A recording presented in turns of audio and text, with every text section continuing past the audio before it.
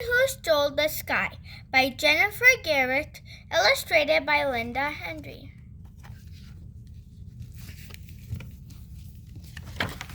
The Queen Who Stole the Sky by Jennifer Garrett, illustrated by Hendry. The village of Bamble was small and poor. A stranger passing through might not have noticed it at all if it hadn't been for the enormous marble castle standing by the river. This was the home of Queen Tallyrat. A wainer queen had never lived. The castle walls were covered in mirrors. The Queen Tallyrat needed 100 polishers just to keep them shiny. She spent her time changing dresses and admiring herself.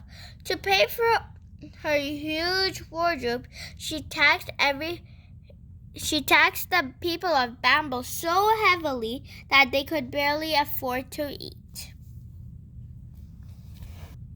She taxed their walls, their shoes, and their kettles. She taxed their doors, their doorknobs, and chairs. Once she taxed everything beginning with tea, trousers, tables, even Tuesdays. The Queen's personal servants, Fergus and Spike, followed her everywhere. They kissed the hem of her dress as she walked, and called her the splendor of Bamble and our most wondrous and stunning queen. But to each other they called her Old Hippo Face and Crow Brain. On the other side of the river, at the edge of Farmer Tuck's field, stood a tumble-down shack. This was the home of the Plunkett family. Miss Plunkett was sickly and frail. The musty cottage air seemed to make her grow sicker by the day. She had nothing to feed her 7 children, and every morning they walked to the village to beg for food. All except for Tabitha. That's it. Tabitha had long red hair. She seldom combed and so many freckles that people in the village called her Pepper-Faced. She didn't worry. She just shrugged her shoulders and looked for mischief to get into. She loved to knock on doors and run away or drop chestnuts to the bald heads of men passing by. That girl will be the death of me, her mother often said. In the evening, while her brothers and sisters huddled around the tiny fire, Tabitha paraded up and down in funny clothes. She imitated Farmer Tuck in his big, clumsy boots and the mayor in his ginger wig. But her imitation of Queen Tallyrat was best of all. She would dress up in potato sack and shut her mouth, admiring herself in an imaginary mirror, until her family roared with laughter and forgot how hungry they were. As the day of the ball approached, Queen Tallyrat looked through her immense wardrobe. She tried on gown after gown, each more lovely than the last, but everyone she cast aside. Queen Bella will be there in a fabulous dress of woven emeralds, she wailed, throwing a shoe at Spike. What if the people think she's more beautiful than I am? How is it possible, your loveliness? Replied Spike. You are the most beautiful queen in the universe. But under his breath he added, Donkey Puss. More than anything, Queen Tallyrat wanted to outdo Queen Bella. She summoned her tailor. Make me a dress so magnificent I will be the talk of the land, she commanded. The next day, in holding a dazzling gown made of hummingbird feathers and ruby dust, she found and sent him to make another. Many lovely dresses followed. Some women from the finest Persian skins silks, some embroidered with unicorn hair, but none pleased her. The queen flew into a rage. She doubled everyone's taxes and threw her tailor and all her dressmakers into the dungeon. Even Fergus and Spike did not dare to go near her. The day before the ball, Queen Talleyrand stood frowning out the window. She was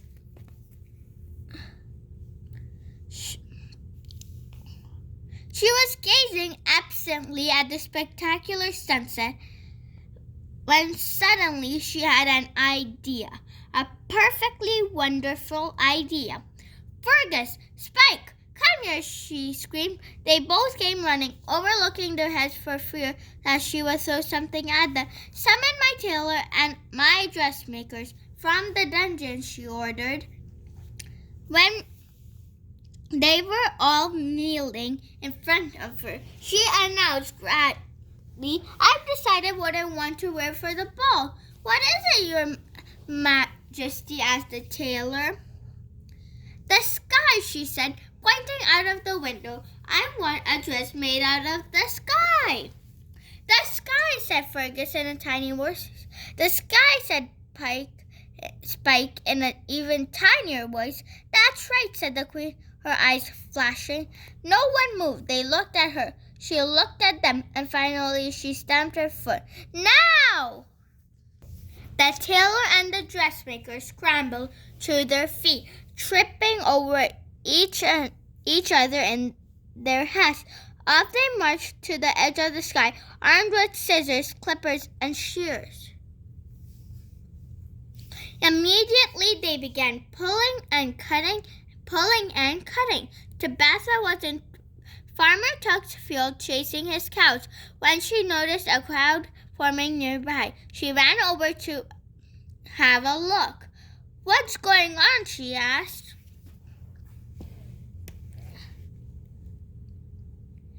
No one answered. They couldn't imagine what the tailor and the dressmakers were doing.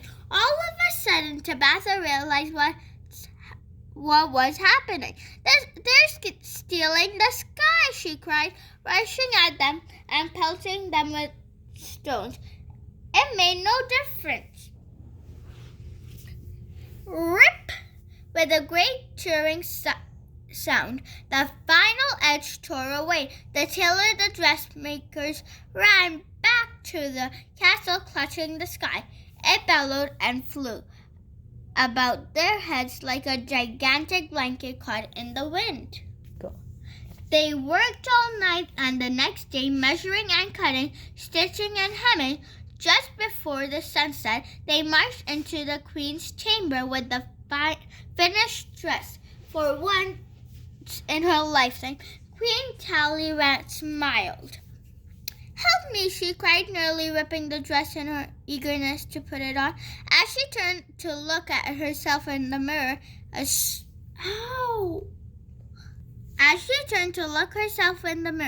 soft lilac light filled her room. The dress quivered and shone. It was pale violet with tiny white clouds floating around the sleeves, and a soft amber haze circling the hem. Soon the violet turned to mauve. The clouds gathered around the waist in a fiery fuchsia band.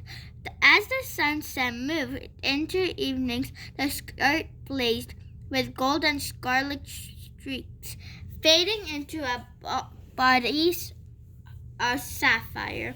The last hour of the ball arrived. Crouched in the branches of a huge oak tree, Tabitha watched the lords and ladies alight from their coaches. They were dressed in gowns made of silver and satin, capes woven from panther tails, and robes studded with aquamarines. Inside the palace, she could see tables laden with food, platters of steaming roast dragon and pepper sauce, bowls of giant apricots, goblets of sweet lotus nectar. The air was filled with music and laughter. At the head of the stairs. 7 pages in burgundy tunics raised their trumpets and sounded a fanfare. After a long moment of silence, Queen Tallyrad appeared. The dress was now a deep midnight blue, covered in tiny stars that sparkled and shimmered, and outshone the lanterns on the walls. A gasp of amazement swept through the room. As slowly and descended the staircase, some of the stars shot off the dress, setting fire to the carpet. Fergus and Spike ran behind, stamping out the flames. Queen Tallyrad, her head high, moved toward the dance floor. She made sure to pass close to Queen Bella, whose face turned a delightful, envious green, almost the same shade as her emerald dress.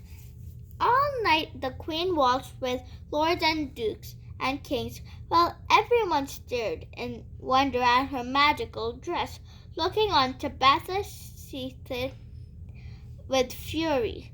How dare the Queen be so gay? How dare she feast on exotic delicious while Tabitha's family went hungry? How dare she steal the sky? After the ball, Queen Tallyrad danced all the way to her room, trailing stars behind her. She fell asleep just as dawn was beginning to appear around the hem of her gown. When she awoke, her tailor and all her dressmakers were standing anxiously around her. "What is it?" she asked, yawning.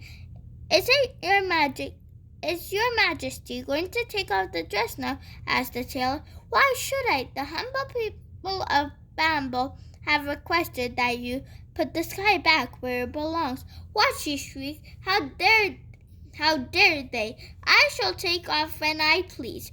"Perhaps, most gracious of all queens, you should take it off so it can be ironed," Spike suggested. "Never," she cried. "I shall never take it off." Weeks went by and the people of Bamble grew more desperate. Not only were they poor and they had no sky to look at, there was just an empty gray hole where it used to be. All night there were no stars to wish upon. There was no rain to water the fields. Soon all the crops died, and all the rivers and lakes dried up. Never before had there been such famine. But Queen Tallyrad would not give up her dress. She loved standing in front of her mirrors, watching it change colors. Sometimes it was covered with dapple gray clouds, and other times it was clear summer blue. A state of emergency was declared. The mayor offered 1,000 gold pieces to any person who could retrieve the sky.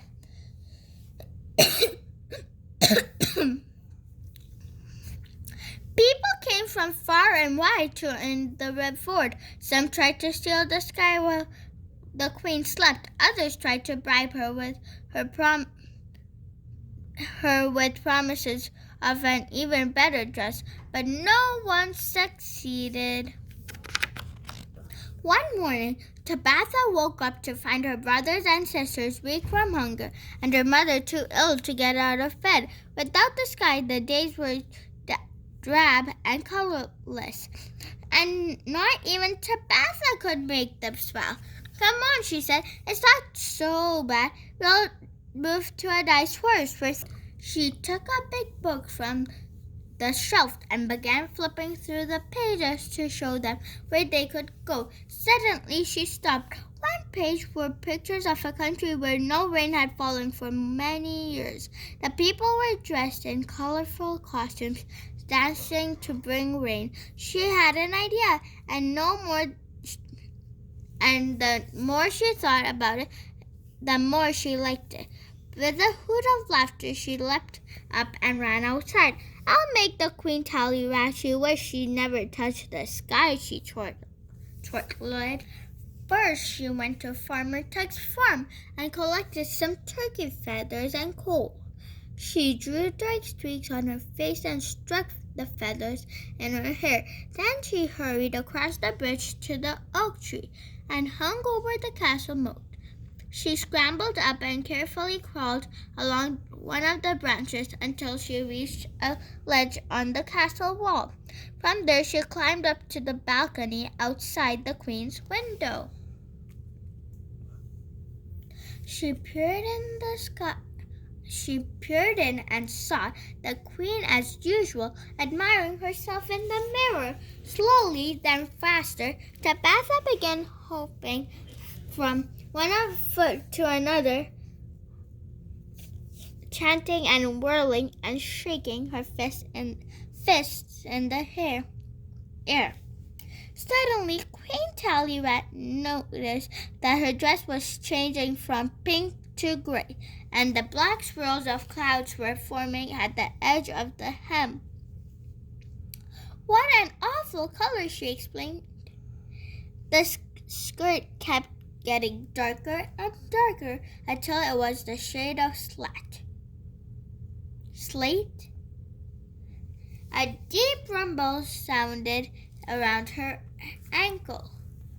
The queen shrieked, started Fergus and Spike. When they ran in, they found tiny spears of lightning leaping all around. Rain was pouring from the dress, and the room was filled with water.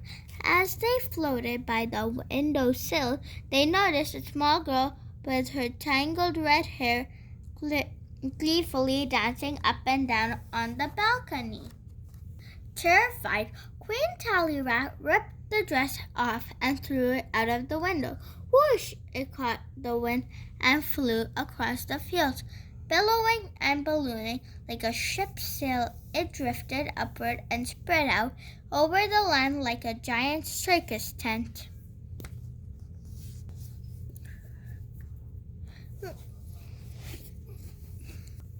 Rain fell for a week. Then when all the lakes and rivers were full and the crops were thriving, the clouds parted to reveal a perfect blue sky. The people of Bamble danced and sang in the streets. A crowd assembled in the square to watch the mayor give Tabitha 1,000 gold pieces. Hooray for Tabitha! They cheered hooray for Pepperface. The very next day, the Punkets moved to a large, airy house on top of a hill. Miss Punket grew stronger each day, and Tabitha and her brothers and sisters never had to beg again. As for Queen Tallyrat, she locked herself away in the castle, and no one ever saw her again. The end.